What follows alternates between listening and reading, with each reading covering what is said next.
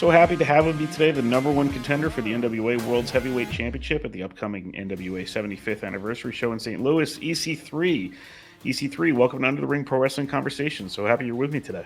Yeah, thank you for having me, Phil. I'm out here at camp, Fite camp here in Oklahoma City. I'm doing my training at the dump with the cement factory, AJ Sims, getting ready for apparently a bullrope match now. It's a bullrope match now for the World Heavyweight Championship against Tyrus, colleague, friend, an associate, and a bitter blood enemy too. So a lot of dynamics. Yeah. So you've been EC3 for about 10 years now. I've been EC3 for my entire life. Have you? Well, I guess just who was EC3 then, and how has he evolved into the version we see controlling his narrative today in the NWA? I mean, I guess when EC3 was born upon the world about, say, I guess it was about, 10 years ago, 2013 in October. I mean, he was a hell of a collegiate athlete. You know, he played lacrosse, he played polo, he was in great shape, he was great looking, but obviously he had a bit of entitlement, he had a bit of privilege to him. He was from the, top 1%. He's the nephew of a billionaire family. But through the, trials and tribulations of the worlds of professional wrestling, he became a man who was battle-tested, battle-worn, scarred. He's a man who's been through fights, many fights. He's suffered through the worst, but he's also beaten the absolute best, and he has the scalps to prove it. So, I mean, EC3 in a 10-year span has kind of evolved into, well, he's not even fully evolved, because come NWA 75, I think that final evolution takes place. Because if you look at the facts, Tyrus, a giant, a mammoth, a huge man, a champion, he's almost a supervillain. He's almost like a Thanos in a sense. That can a mere mortal beat him? Can a mere normal professional wrestler beat him? I would say probably not.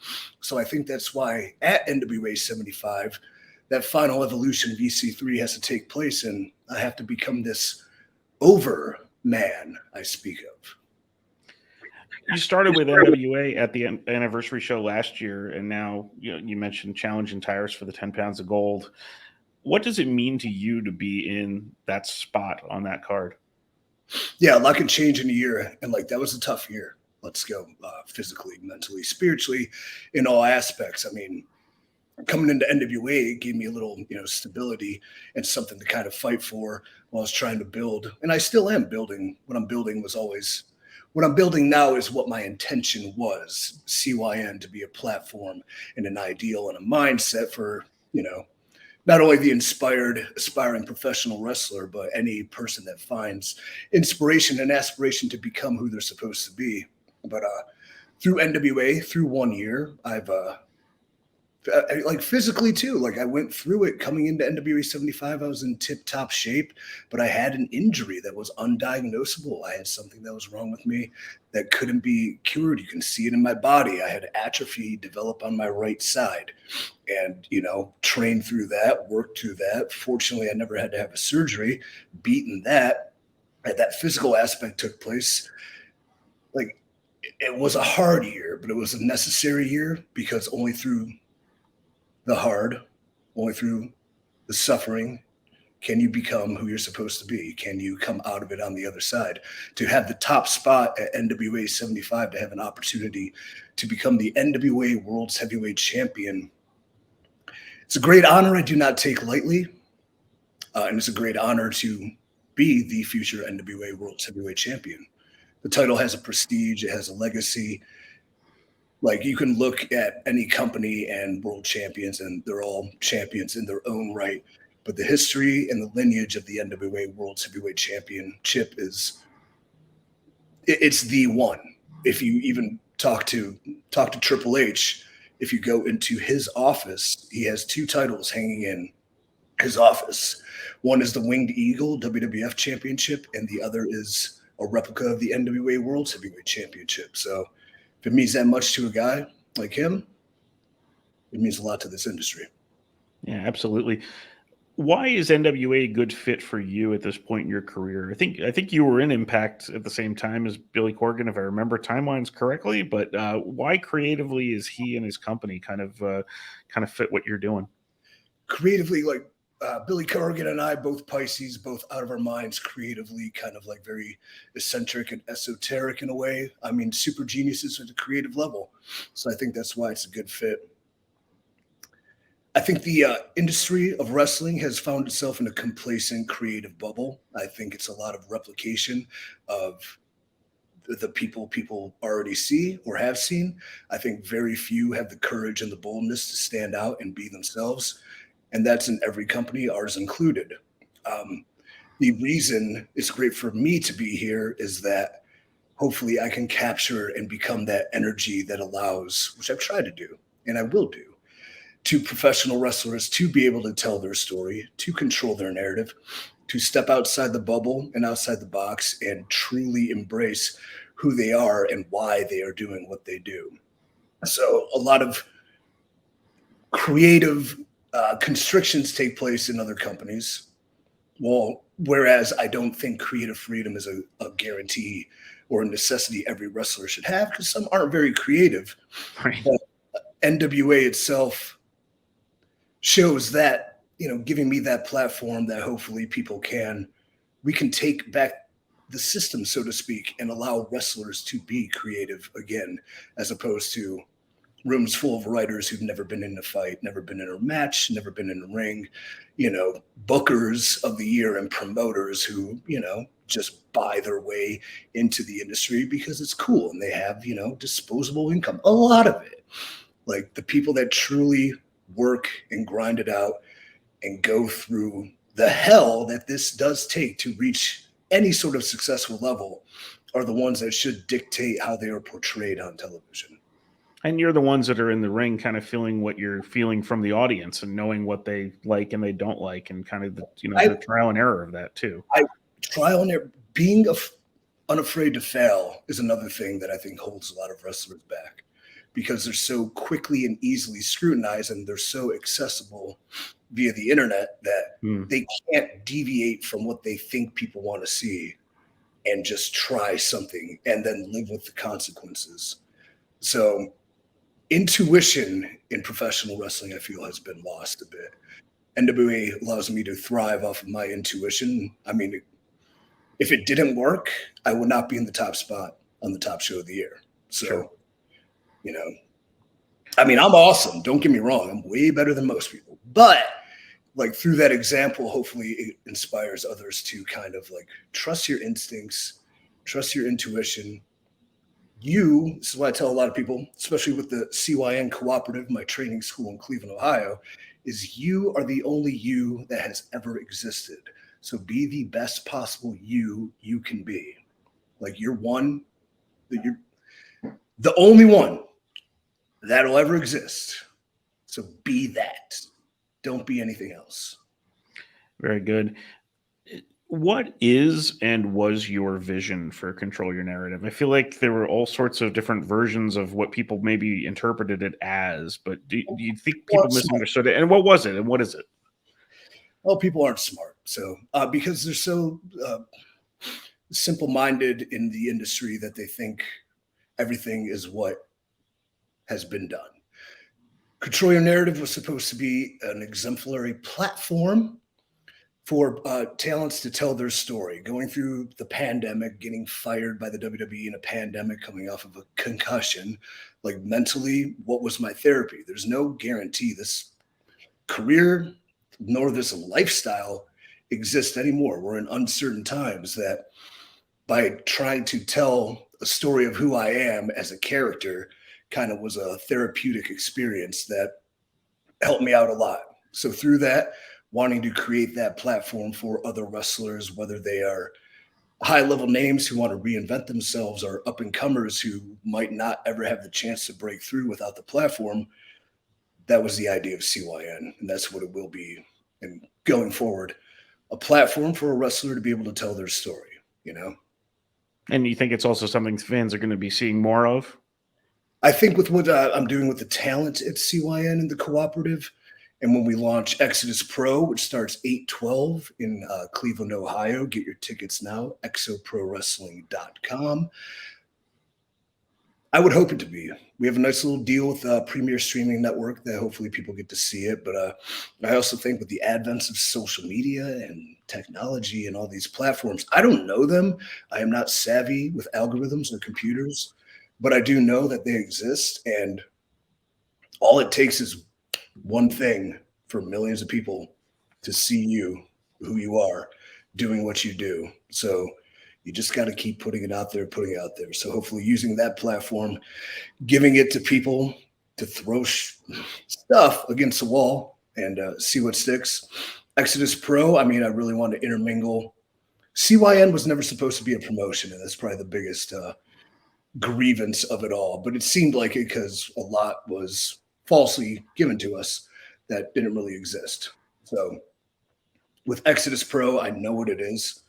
Small level, it's independent, it has potential. We have great talent, new, old, aspiring, reinventing. That maybe it can be something that launches careers to the next level. And maybe someday, who knows, it can be something that is self-sufficient and pays people a living wage to do what they love. Very good. And you mentioned before, I'm trying to remember the word you used, but it wasn't exactly a wrestling school. Training people in that. What did you say? I'm sorry. I don't know, nefarious. No, the word that you had for your school. The cooperative. Cooperative, yeah. So what's kind of the idea behind that? I always find that wrestling is something that you're never really, anybody I've ever spoken to in wrestling, everybody's always learning. And, that's kind of the big key to me to training. You don't actually just leave training and all of a sudden just, okay, you're done, the finished product. No, I'm still learning every day. Like I do a lot with Ohio Valley Wrestling, just so I can get there with Al Snow as like I'm still in my prime and at a top level, but that will end. And then what comes next? I'm molding the next generation. So seeing how OVW conducts its business, its training, its school, how you interact with, a different generation of talents, which man, that's weird. But so I'm always learning, and that's why I do a lot of things. Like a cooperative to me, like wrestling school. I mean, there's a lot of factories, there's academies, there's centers. There's a big center in Winter Park. I saw it once. But cooperative to me means that within a cooperative, you are in a collaboration, not only with, who's training you, but who you're training with. And within collaborative efforts, I believe true creativity and success is created, really, because if you really think about things, everything that's original to us, everything we've ever done, any original idea or word or promo, it's been said before. It's been said in different ways, like maybe it's a song lyric, maybe it's a quote from a book, maybe it's a philosopher's, ramblings on a toilet. I don't know. But everything that has been done has been done. Every word's been said, every note's been played, every stroke's been painted. But it's about collaboration of all these things that happen. You study, you see, you feel inside of you that you make your own. That's how you create yourself. That's how you control your narrative. That's how you tell your story. And that's how you're original. Were you concerned at all back when you started doing Ethan Carter III of that it would limit you with what you were able to do in that character, being the nephew of the owner, when we're, it's wrestling, but you never really know what's going to change over time in wrestling. So, obviously you hit a home run with it. So, but, were you concerned with it when you got it? People they thought I should be, because it seemed like it would have a shelf life. But that was coming off my first firing from the WWE where, what we were doing, NXT and a bunch of gaga nonsense, that I knew that all I needed was like the ball once. If I have it once, I can take it and I can run with it and I can make it my own. And I remember the conversation with TNA about EC3 and Ethan Carter III. And you're going to be the nephew of Dixie Carter. I mean, I am the nephew of Dixie Carter. But hypothetically, say if somebody was telling me this on the phone, you're going to be the nephew of Dixie Carter. And I was just like, I'm like, perfect. That's all I need. And I knew it would start. I knew I was being brought in for a reason, which one thing I like to teach the cooperative kids and any wrestler listening is like one of the biggest things you can have is confidence. And again, mentioning not being afraid to fail. So within WWE, there's a lot of times where if you make one wrong step or you mess one little thing up, you think your head's on the chopping block. Whereas I knew I was brought in for a reason, that there'd be some leeway to allow this to work. It's someone's idea. That means somebody wants it to succeed. And one of the big things about creative in the politicking game, politics are not necessarily a bad thing all the time. In the politicking game, somebody who's responsible for what's being put on television having an idea is going to have more room to fail because it's their idea and they want it to succeed. So I knew I had in. Having that in, I knew that it would have to level up. And I think a lot of wrestlers are missing the point about this because they get comfortable and also complacent with quick success, where I knew that when the circumstances started to change, I had to evolve and step up levels, or I would just be the same thing over and over. So starting with Ethan Carter III, being fed goofy tin can opponents and just wasting everybody. Like the second names started getting into the mix, I knew that it was kind of a long inception, really. And I really had a vision that did pan out. Whereas this character, me, would have to level up each time, the field has increased to where I was very protective of offense. I would make everything I did try to mean something.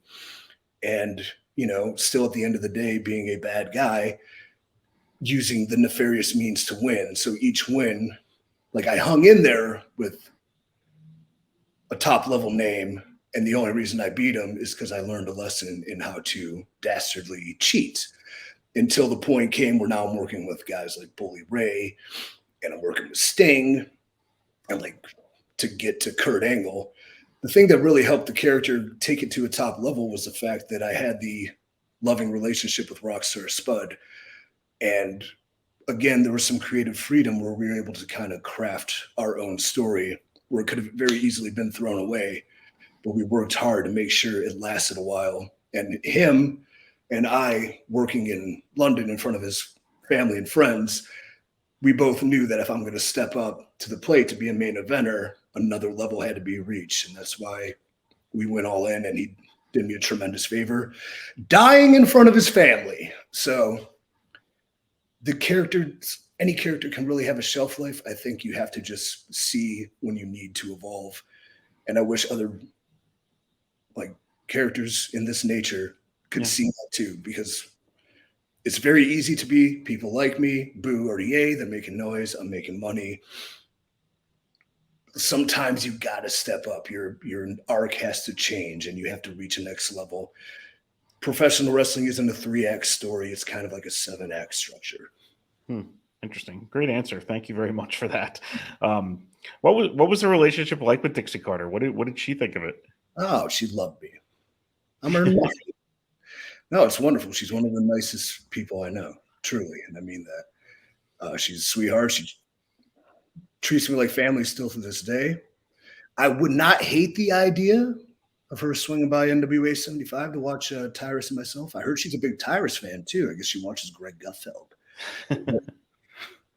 No, she would truly one of the honestly nicest people I've met in wrestling. And I kind of despise the things people would say about her because I know her for real. And that was kind of like another eye-opening, awakening thing for that the internet is full of lies. Interesting.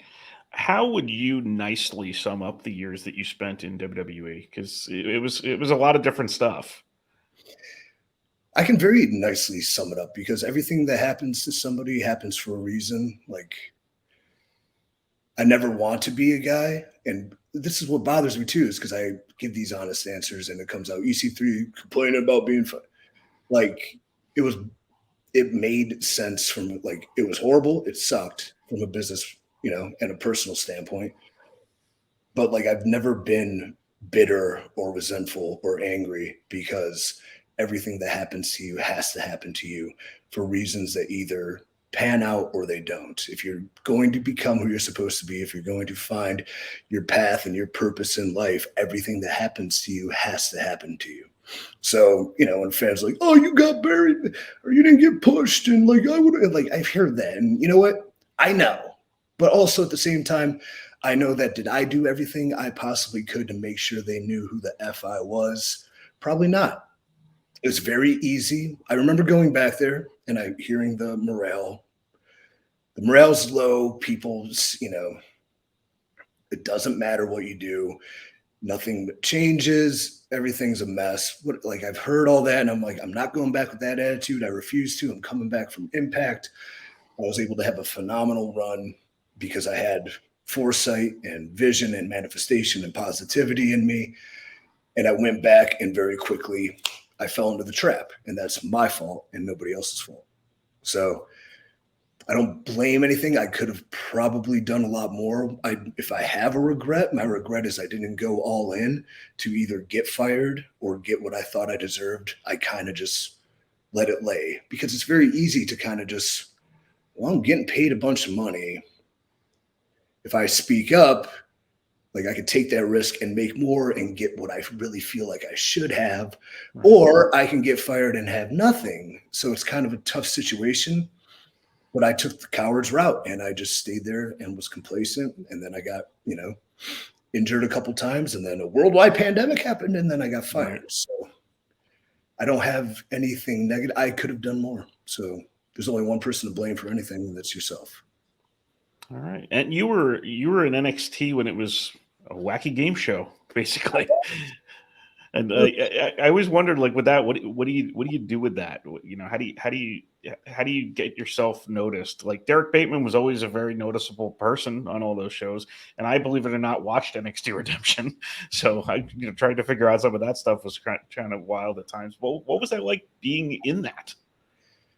When nobody's cares, at first it hurts, but then you realize you have the ultimate platform and playground to kind of experiment and do things. So I think why I'm able to kind of trust intuition and not worry as much about what people think is because we were thrown out there in front of dead crowds and nobody knows who we are doing God knows what.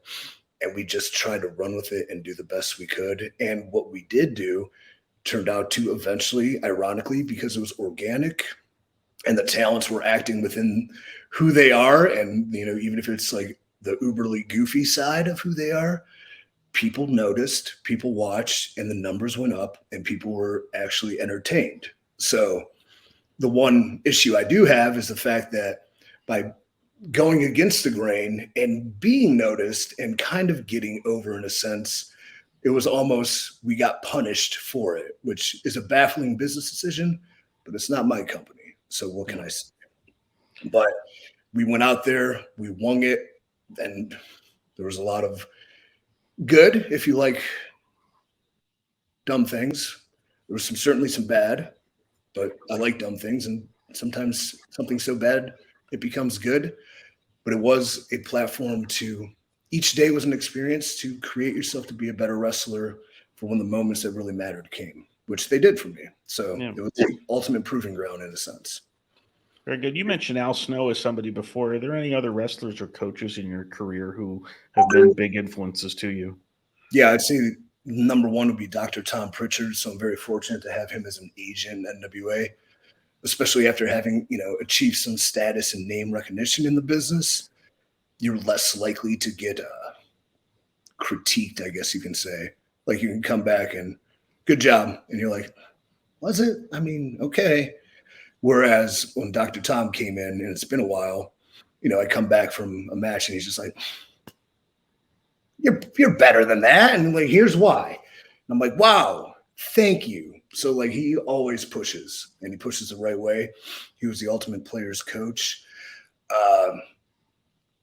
When I went to OVW as a young prospect unsigned, Rip Rogers was a big influence, intermediate OVW coach, absolute nuts, crazy, but damn, if he didn't know psychology, the guy was whiplash smart, maybe a little too much for his own good. And ironically enough, I was very blessed when I started in this industry on an independent and small level. The trainer I had, he was a young guy at the time, but J-Rock in Cleveland, Ohio, was my trainer, and we were his first class, but like we were a very good class because like it was myself and a bunch of friends who backyard wrestled together, but like we kind of got it fairly quickly. So he was very good with able to teach us how to do the things we thought we knew were right, do them the right way, teach us fundamentals, teach us psychology. And ironically enough, coming back to Cleveland and Exodus Pro, our very first show, 8/12, at Temple Live in Cleveland, Ohio, exoprowrestling.com, I'm going to wrestle J-Rock. So very nice. Leading up to the big match with Tyrus, you know, a little bit of nostalgia to go against my first trainer, who is probably bitter and resentful for all my success, and I didn't carry him with me. But sorry, bro, there's not enough room for you, bud. It's about me. I always you hear Dr. Tom Pritchard's name come up so many times from, you know, specifically people from kind of your generation of wrestling, like all the different seminars he did, all the different, you know, just keeping up with pretty much everybody he possibly could on the independent scene for so long. I mean, he's got to be considered probably one of the more influential guys. The only other guy I can really think of off the top of my head in terms of independent guys is probably Tracy Smothers in terms of influence on on that generation. Tracy was incredible too. So Tracy, another thing great about J-Rock is because I had potential coming in, like the first name I got to wrestle was Tracy. Really? Yeah, it opened my eyes to everything. And then Tracy would always go to bat for me, and I'd work with him a bunch. And he was just, really, truly Dr. Tom Tracy. What you just said is absolutely correct. If you're an aspiring wrestler and there's a Dr. Tom seminar, go to it. 100%. You have to go. Or, I mean, from Kurt Angle to The Rock to like working with Stone Cold to pretty much everybody that ever went through a developmental system that has notoriety and name value, Dr. Tom Pritchard is a big reason they are who they are. Great. We're going to move on to something we call the 3 count now. It's going to be 3 quick questions and your answers. You mentioned one of them that I'm thinking is going to be on this list already, but if you needed to show someone your favorite 3 EC3 matches, what would they be and why? Probably the 6-way ladder match at TakeOver. Because I was there. Well, I mean, I got 5 stars. No, but that was to return back after my initial run, in a sense, a conquering hero and deliver, you know, a classic with a bunch of very talented individuals that rocked the house down. Like, that would be one. I would say the second would be myself and Rockstar Spud in London. Yep. That's probably personally my most emotional and favorite. And then number 1 would probably be myself versus Kurt Angle, because when I was a kid, I was asked a question like, "Hey man, what's your dream match?" And I said, a world title match with Kurt Angle. And then the person laughed at me. And guess what? I had it. And I won. Nice. Second question, if you could pick any song that could represent EC3, what would it be?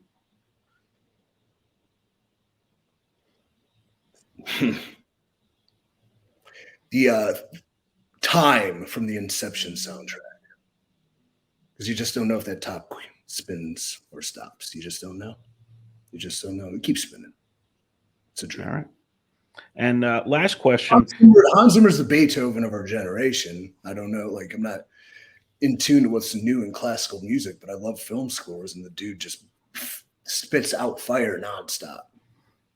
Very good. And my next question had to be NXT Redemption related, just because I needed to. What was your personal favorite part on that show? Of some of the wackier stuff that happened there. I got to make out with Maxine and Caitlin, dude. Come on. A friend of mine produced a list of wacky things that happened on that show. I think my favorite ones were Matt Stryker being kidnapped but continuing to appear on every WWE show, including WrestleMania. And my next favorite one was a series of wrestlers being attacked backstage, including Percy Watson, and the main suspect ends up being Percy Watson. So those were my 2 favorites. You never revealed who it was, right? What's that? We never revealed who it was, right? I think they attacked you too, didn't they? It did. That was towards the end, but then they just pulled the plug.